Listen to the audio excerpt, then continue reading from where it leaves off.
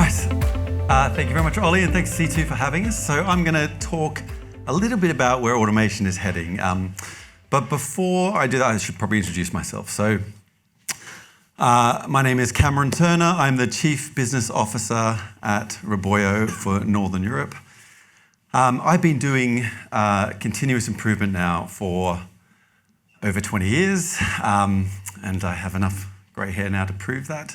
I founded a company called Lean Consulting and ran that for 15 years, and we were acquired by Roboyo in 2022. I have 4 boys, which are 13, 11, 9, and 7, so that keeps me really, really busy. And I'm a part-time nerd. I love tech. I've always been interested in tech, and so that helps me in my job, keeping up with stuff. Before we talk about automation, though, I'm going to talk to you about a little story. So, Geoffrey Hinton, some of you might have heard of him. He's one of the pioneers of AI.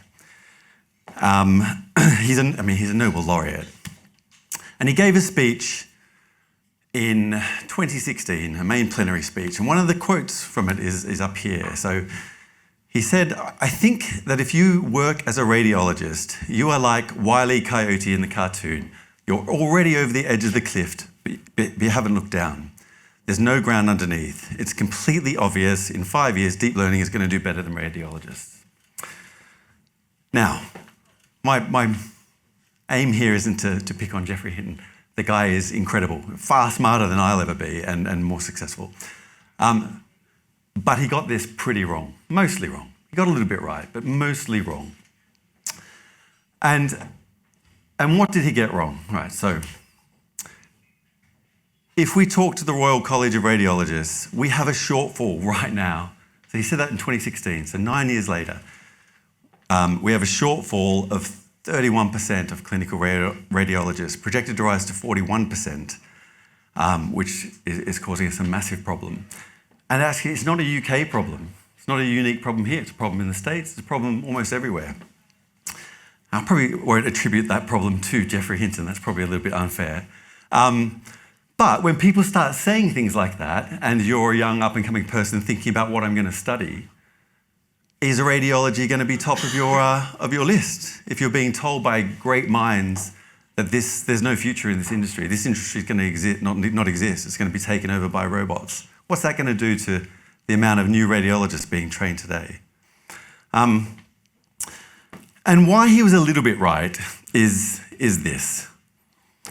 AI is already probably better at diagnosing a particular problem by looking at a scan. Right? It's probably already there. But, so that's the bit he was maybe right about. But the bit he was wrong about is that AI can't hold your hand while you're going through one of possibly the worst moments of your life. AI can't sit there and explain to you what this procedure is going to be like, what the scan's going to be like, what we're going to look for, what that's going to mean. AI can't see something as they're scanning and go, oh, I'm going to take an extra scan, and I'm going to reposition the equipment, or we're going to take the scanner and do something else, which was not on the list, because I saw something that was worth exploring. So AI can help interpret the results of the scan, but it can only do maybe, 30% of what a radiologist actually does? Not 100%. And it's this lack of understanding the process that makes people make statements like, we won't need radiologists in the future. Because they don't really understand the process that radiologists go through. It's also a really good example of the Jevons paradox. So, what a great beard. I wish I could grow a beard like that. So, William Jevons was an economist, and in 1865, he observed this phenomenon.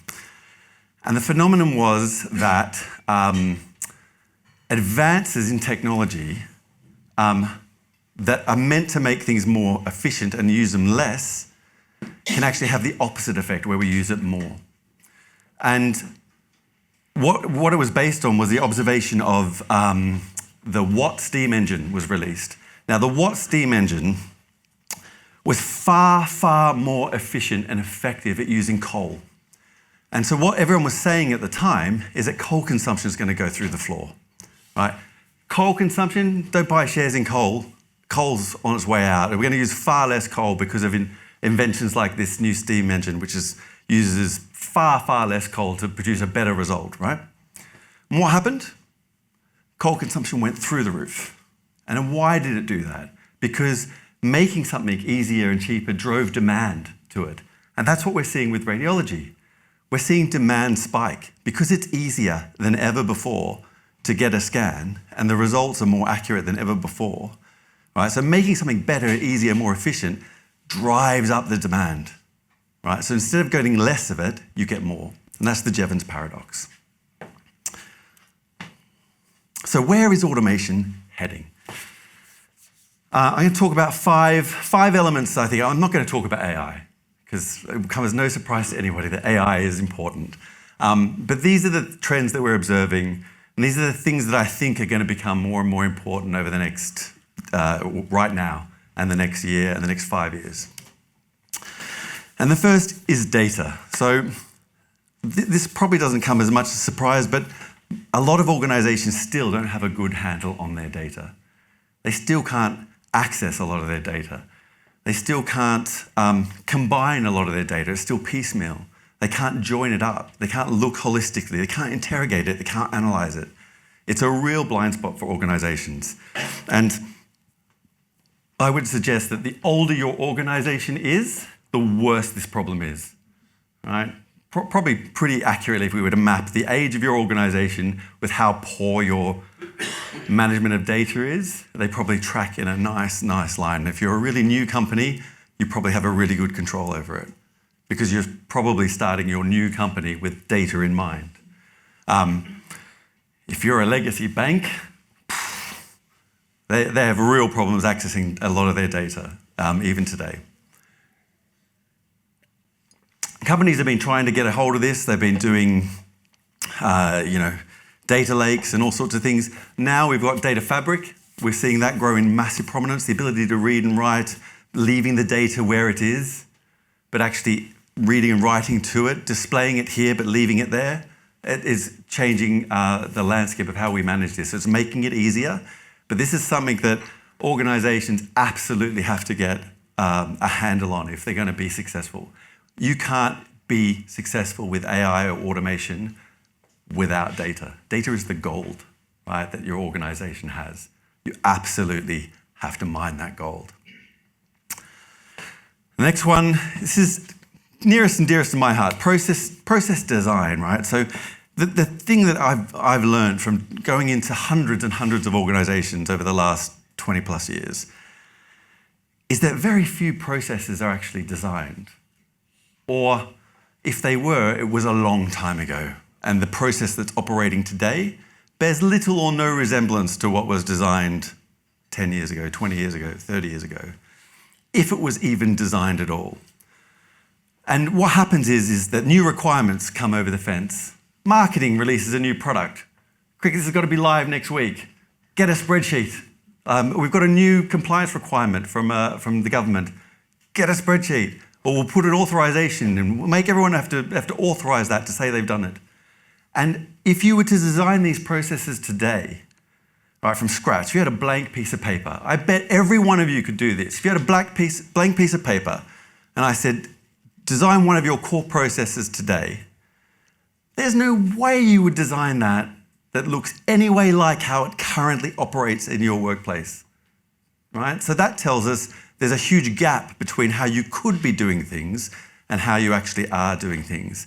But if you don't understand how your process works today, you're going to really severely constrain your ability to improve it, to automate it, to take advantage of all of these fantastic tools. If you don't know how your process operates, you're going to miss the opportunity to deploy automation and AI into that and miss the opportunity to then have C2 orchestrate it for you. But process design is going to become more and more important.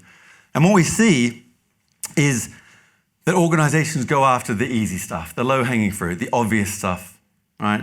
But there's so much more potential sitting untapped in your organization, and you don't go for it because you actually don't understand how the process works. So that's going to be a real growth activity or industry, if you like, over the next 1 to 5 years. Technical design. This is also becoming more important because in the next 5 minutes, about another 10 IT companies and tech software companies are going to be created. You know, another 5 AI companies just popped up in the last sentence that I spoke, right? There are so many companies out there providing so many different solutions, and a lot of them do the same thing. A lot of them have a lot of overlap where they don't quite do the same thing, but there's this middle ground where they do exactly the same thing. And so we're going to have to start thinking more about how this all fits together and what we should be using to do what. Okay, and what we're seeing is a lot of IT departments are making blanket statements like, we'll use Microsoft for that. Right? That's not a strategic decision based on any evidence of if that's the best thing to use. It's usually said because it's the easiest thing to use. It's easy, it's there. We've already got it. I just need to give you a license. Bang, we're off. But is that the best thing to be using? But I'm not down on Microsoft. Microsoft can do a lot of wonderful things, but it's probably not a panacea for everything, right? Next thing we need to think about is our architecture. So once we've decided what tools we're going to use and strategically how and where, how does that all fit together in a way that makes sense, in a way that can be managed? How do we use AI to help manage that? Architecture is also going to be something we have to really lean into. I did some work in a bank who I won't name, and I saw an architectural drawing of how all the systems used to manage changing your address. Just one thing, just one tiny little process. And it was the most complicated map I've ever seen in my life, with hundreds of different applications and data feeds, two-way data feeds, one-way feeds, read-only feeds, write-only. It was the most complicated thing I've ever seen in my life. And that's a simple process which we would all take for granted, right? So other processes would be really complicated as well.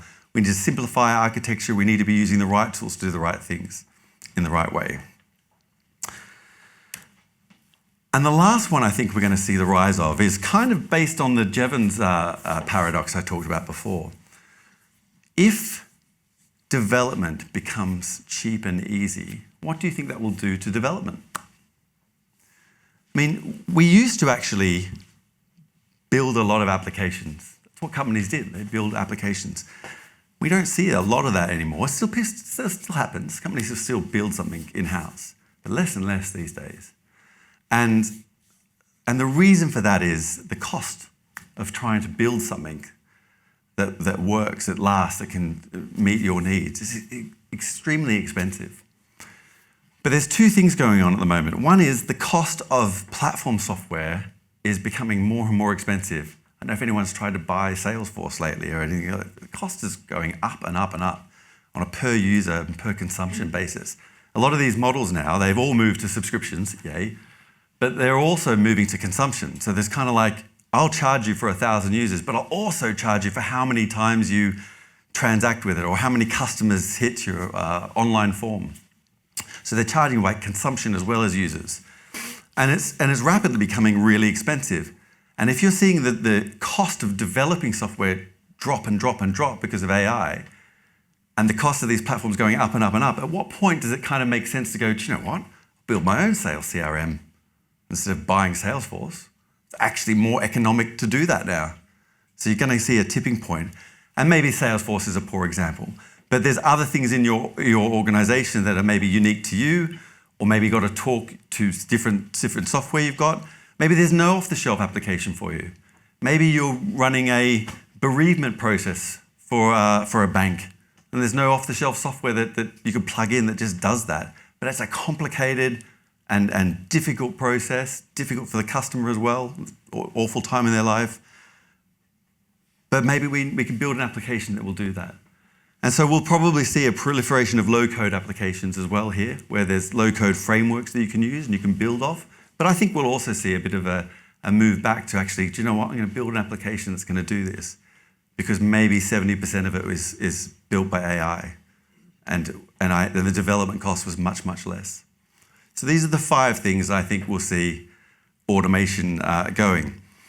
And they're all underpinned by AI, right? So I'm not ignoring AI. AI is it's here. It's not even an elephant in the room, but we all talk about it, right? But if you want to be successful with it, you've got to have a control of your data. You've got to understand how your process works. You've got to think about what the best way of using these particular tools is, right? You're not going to use ChatGPT for everything, and you definitely shouldn't, or OpenAI for everything. How is that going to all fit together from an architectural point of view, from our systems, and are we going to build some of our own applications in the future? I think those are the 5 things that I would look out for if I was looking at how we drive automation further in my organization. Thank you very much.